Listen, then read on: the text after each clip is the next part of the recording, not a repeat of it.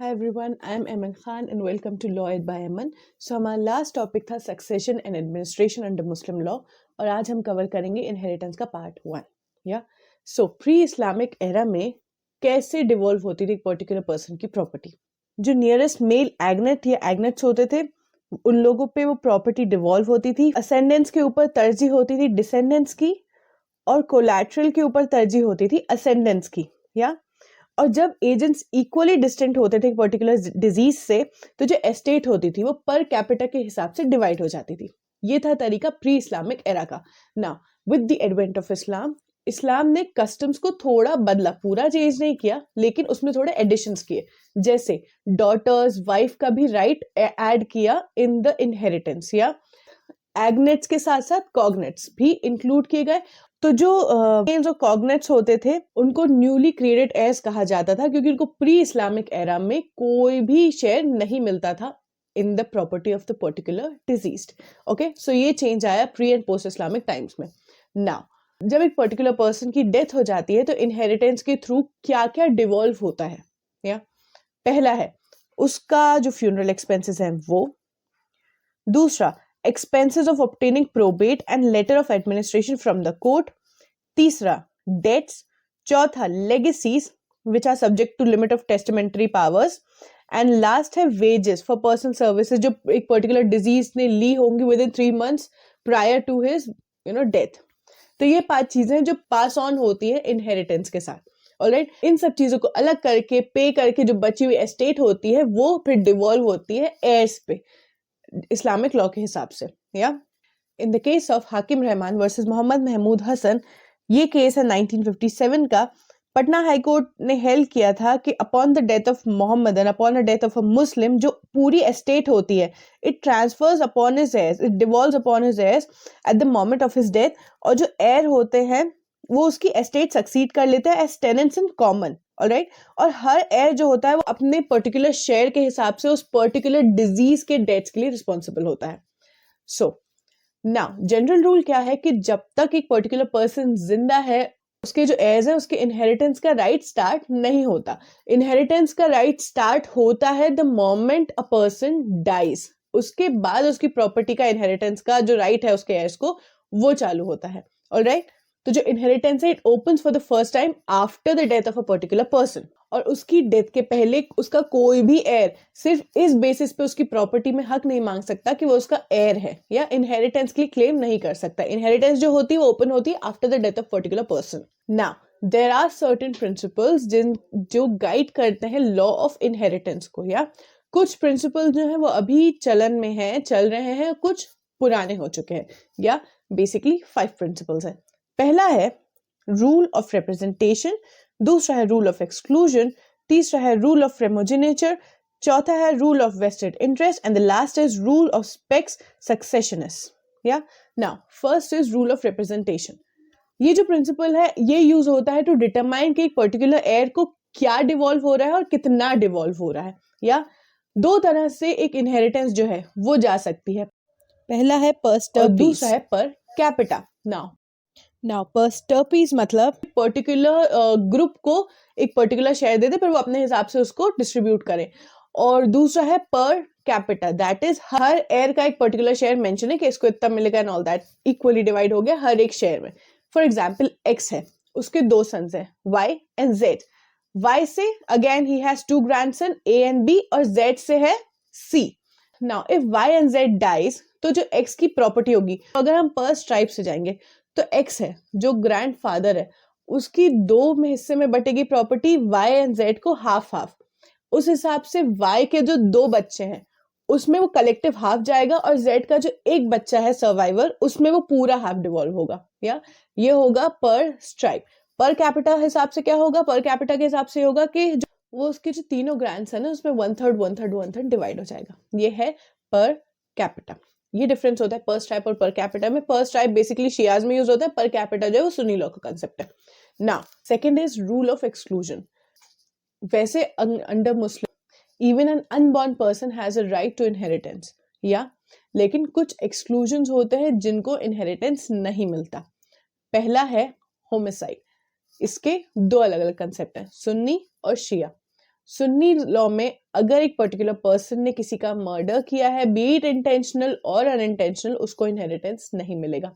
शिया law में अगर वो इंटेंशनल था तो ही वो पर्टिकुलर पर्सन एक्सक्लूड होगा इनहेरिटेंस से, वरना नहीं। ठीक। Second, illegitimacy. Again there are two concept, Sunni and Shia.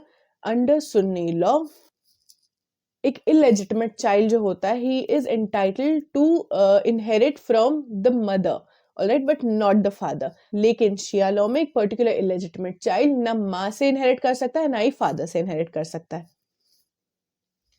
Third is slavery. Now ये जो इम्पेडिमेंट था इनहेरिटेंस का, वो अबॉलिश कर दिया गया है और इसकी कोई जगह नहीं है मुस्लिम लॉ में। या फोर्थ है डिफरेंस ऑफ रिलीजन। नाउ एक नॉन मुस्लिम जो होता है वो एक मुस्लिम से इनहेरिट नहीं कर सकता, लेकिन अगर एक हिंदू इस्लाम में कन्वर्ट हो गया है and he has died as a Muslim, तो he will be subject to Muslim law. Yeah in the case of Chidambaram versus मान एंड मी, in this case a Hindu who had a Hindu wife and children embraced Islam और उसने Mary कर लिया था एक मुस्लिम वाइफ और children. Now it was held कि जो उसकी प्रॉपर्टी है ऑन हिज डेथ वो उसकी मुस्लिम वाइफ और चिल्ड्रन पे डिवॉल्व होगी, ना कि उसकी हिंदू वाइफ और चिल्ड्रन पे। या फिफ्थ है difference of allegiance. Now Muslim rule के एंड के बाद ये वाला जो एक्सक्लूजन है वो एप्लीकेबल नहीं है। नेक्स्ट है एस्टॉपल इन सक्सेशन। अगर एक पर्टिकुलर पर्सन प्रोपोसिटस जिसकी प्रॉपर्टी डिवॉल्व हो रही है उससे अपना सारे रिश्ते तोड़ देता है या उससे कोई भी रिलेशनशिप डिनाई कर देता है, तो उस पर्टिकुलर पर्सन की डेथ पे जब इनहेरिटेंस ओपन होगा तब वो जो पर्टिकुलर पर्सन है जिसने डिनाई किया सारा relation, he can not come back कि नहीं अब तो मुझे इनहेरिटेंस चाहिए, नहीं, क्योंकि जो डिनायल होता है ना रिलेशनशिप का, that operates as an estoppel to the succession. Yeah next है डॉक्ट्रिन ऑफ एक्सक्लूजन। ये डॉक्ट्रिन जो होता है वो 3 रूल्स पे चलता है जो कि एक पर्टिकुलर एयर के सेक्शन को ज्यादा प्रेफरेंस देता है दूसरे एयर से। पहला रूल है, अगर एक पर्सन किसी के थ्रू किसी से कनेक्टेड है, जैसे ग्रैंडसन कनेक्टेड है ग्रैंडफादर से थ्रू हिज फादर, है ना, तो ये होता है जो लिंक है उन दोनों के बीच की वो फादर है, तो पर्सन जो कि रिलेटेड है प्रोपोजिटर से through another will be excluded by that person. या फॉर एग्जाम्पल ए के 2 बेटे हैं एक्स एंड वाई, या Y dies leaving heritable property. अब जो एक्स है वो इस बेसिस पे वाई की प्रॉपर्टी क्लेम नहीं कर सकता कि वाई उसका भाई है। क्यों? क्योंकि इन दोनों के बीच का लिंक कौन है? The father, that is a. तो जो फादर है अपनी अगर फादर प्रेजेंट है तो ही विल एक्सक्लूड एक्स, मतलब फादर के पास ज्यादा राइट होगा उसके भाई से ज्यादा, दैट इज मींस एक्स से ज्यादा वाई की प्रॉपर्टी पे होगा फादर का right, that is a. Second है नियरर टू द ब्लड। एक पर्टिकुलर पर्सन जो नियरर है ब्लड से, जो ब्लड रिलेटिव है, जो पास का ब्लड रिलेटिव है, वो दूर के ब्लड रिलेटिव को एक्सक्लूड करेगा, मतलब रिमोट ब्लड रिलेटिव को जो नियरर ब्लड रिलेटिव है वो एक्सक्लूड कर देगा। यहाँ एग्जाम्पल लेते हैं हम फादर सन और ग्रैंडसन का, ठीक है। नाउ जो ग्रैंडफादर है उससे नियरर रिलेटेड है उसका बेटा, that is the father of a particular grandson. या तो जब इनहेरिटेंस की बात आएगी तो जो फादर होगा वो ग्रैंडसन को एक्सक्लूड करेगा। बट इस केस में डॉटर का क्या कंसेप्ट है? डॉटर भले ही नियरर होती है ब्लड में, लेकिन तब भी वो अपने भाई के बेटे को एक्सक्लूड नहीं कर सकती। हेंस अगर जो बचे हुए रिलेशन है पर्टिकुलर डिजीज के वो उसकी बेटी और पोता है, तो बेटी को मिलेगा आधा और जो बचा हुआ हिस्सा होगा वो मिलेगा उसके पोते को। थर्ड है रूल इसका, a person who is excluded can exclude another. Means एक पर्सन जो एक्सक्लूडेड है वो दूसरे के शेयर को अफेक्ट कर सकता है। Next is exclusion of daughters. Now Muslim law में after the advent of Islam daughters को भी शेयर मिलता था, ऑलराइट, बट अगर एक पर्टिकुलर जगह के कस्टम्स डॉटर के शेयर को एक्सक्लूड करते हैं तो वो चीज मानी जाएगी, लेकिन वो जो पर्टिकुलर कस्टम्स है वो अनएम्बिगुअस होना चाहिए। या now in the case of Ghulam Hasan versus Saja, it was held कि जो एविडेंस होता है प्रूफ का of the custom in derogation of personal law वो अनएम्बिगुअस होना चाहिए, और इस केस में वो कस्टम जो एक डॉटर को एक्सक्लूड कर रहा था फ्रॉम द इनहेरिटेंस, उस कस्टम को नहीं माना गया था क्योंकि वो एम्बिगुअस था और डॉटर को उसका शेयर मिला था। Yeah now third is rule of primogeniture. Yeah primogeniture जो है वो शिया लॉ का कंसेप्ट है, या सुन्नी लॉ में नहीं होता। द रूल ऑफ प्रिमोजेनेचर इज कि अगर एक पर्टिकुलर पर्सन के बहुत सारे बेटे हैं तो जो एल्डेस्ट सन होता है उसके पास प्रेफरेंशियल क्लेम होता है over the estate of the diseased father. ये सुन्नी लॉ का कंसेप्ट नहीं है, बल्कि शिया लॉ में एल्डेस्ट सन जो होता है उसके पास उसकी डिजीज फादर की कुछ चीजों के ऊपर प्रेफरेंशियल क्लेम होता है, जैसे उनके पर्टिकुलर कपड़े या कुरान या कुछ चीजें जो वो यूज करते थे या उनकी रिंग। या now fourth is rule of vested inheritance. The moment a person dies, उसका जो इनहेरिटेंस होता है that's vest in his heirs. Now ये डिस्ट्रीब्यूट होने में काफी टाइम लगता है, क्योंकि डिस्ट्रीब्यूशन में जरूरी होती है उसके जो डेट्स हैं उसका पेमेंट, उसके फ्यूनरल चार्जेस का पेमेंट, लेगेसीज, इन सब से बचने के बाद जो प्रॉपर्टी होती है वो डिवॉल्व होती है एयर्स पे। लेकिन जैसे एक पर्टिकुलर पर्सन मरता है, the property, the inheritance vest in his heirs, या ये होता है वेस्टेड इनहेरिटेंस। तो बेसिकली सक्सेशन के दो स्टेप्स होते हैं, vesting of inheritance and distribution of inheritance. Vesting inheritance क्या, कि जैसे एक पर्सन की डेथ हुई, all his right and his interest in the property terminate, और जो प्रॉपर्टी है that stands vested in the heirs. या डिस्ट्रीब्यूशन क्या होता है, सारी चीजें डिडक्ट करने के बाद, जो मैंने ऊपर बताई हैं, सारी चीजें हटाने के बाद जो बची एस्टेट होती है वो डिवॉल्व हो जाती है एयर्स पे, और मुस्लिम लॉ में जो उनका शेयर है उस हिसाब से वो डिस्ट्रीब्यूट हो जाती है। ये है distribution.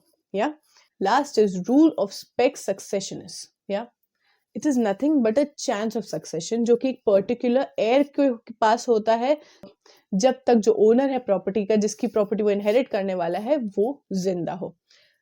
This is opposite of vested inheritance, क्योंकि वेस्टेड इनहेरिटेंस में आपके पास आ जाती है जो राइट होता है एक तरह से, that vest in you after the death of a particular person, या जिसकी प्रॉपर्टी आप इनहेरिट करने वाले हो। लेकिन what happens while his lifetime, उसकी लाइफ टाइम में you have what's called spec successionist, that is a mere chance of succession। जो spec successionist होता है वो valid transfer का object नहीं हो सकता। In the case of Shimal versus Hassan Khani Rothar 2011 का केस, apex court held कि ordinarily there cannot be a transfer of spec successionist, या certain circumstances में the same can be avoided either by the execution of family settlement or by accepting consideration for a future share। Now nemo est heres viventis, Muslim system में ये principal चलता है, एक living person का कोई air नहीं होता। जब तक एक पर्टिकुलर पर्सन जिंदा है उसके एयर जो है वो इनहेरिटेंस क्लेम नहीं कर सकते, ना ही उस पर्टिकुलर ओनर की प्रॉपर्टी पे उनके एयर्स का कोई हक होता है। मतलब वो जो पर्टिकुलर ओनर है उसके पास वो प्रॉपर्टी बेचने का, सेल करने का, रेंट करने का, उसके साथ जो करना चाहे वो करने का पूरा हक होता है। और वो जो एयर होता है वो इस बेसिस पे उसको नहीं रोक सकता कि एक पॉइंट पे कभी फ्यूचर में वो प्रॉपर्टी हमें ट्रांसफर होने वाली तो हमारा वो राइट है। नहीं, आपका राइट जो है इनहेरिटेंस का वो उस पर्टिकुलर पर्सन की डेथ के बाद चालू होगा, अभी वो कंप्लीट ओनर है उस चीज का। नाउ लेट्स सी इनहेरिट करने का राइट किस किस के पास होता है। शेयरर्स, रेसिड्यूरीज, वो रिलेशंस जो स्पेसिफिकली मेंशन्ड है कुरान में, वो हो गए शेयरर्स।